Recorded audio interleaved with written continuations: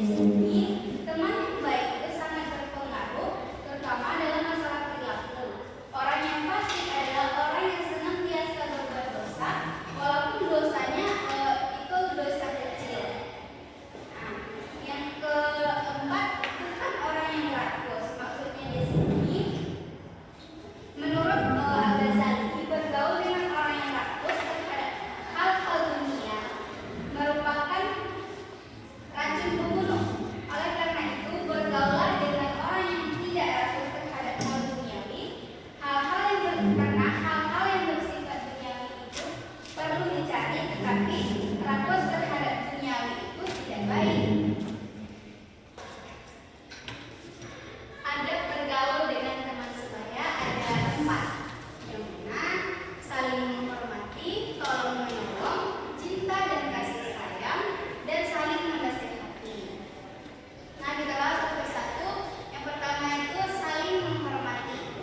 Saling menghormati di sini, jadi teman sebaya kita itu berasal dari kalangan yang berbeda-beda, atau pekerjaan dari orang tuanya berbeda-beda. Jadi kita saling menghormati satu sama lain. Yang kedua, tolong menolong. Jadi tolong menolong di sini dalam Islam itu dianjurkan. Di sini tentu saja tolong menolong dalam hal kebaikan.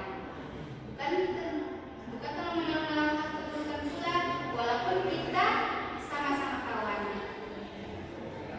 Ketiga, cinta dan kasih sayang.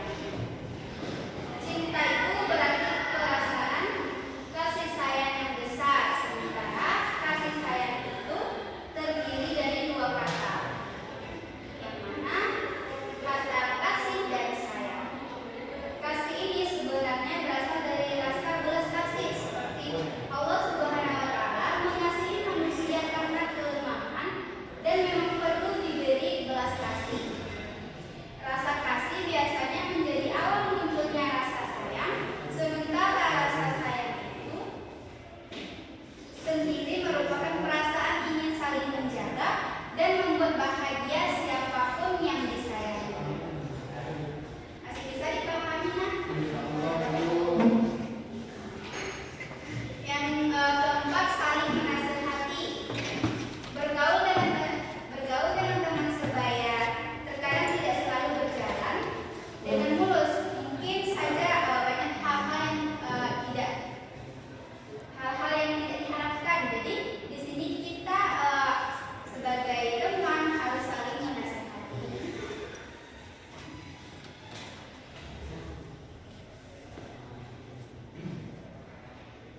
Nah, di sini larangan dalam bergaul dengan teman sebaya ada 3. Ada permusuhan, pergaulan bebas, melanggar norma-norma, dan nanti ada contohnya di antaranya. Ada berzina, keras, narkoba. Nah, kita bahas satu persatu. Pertama ada permusuhan. Permusuhan ini artinya tidak ramah atau tidak bersahabat. Oleh karena itu, bermusuhan berarti tindakan yang tidak bersahabat atau tidak ramah terhadap sesama. Karena di dalam Islam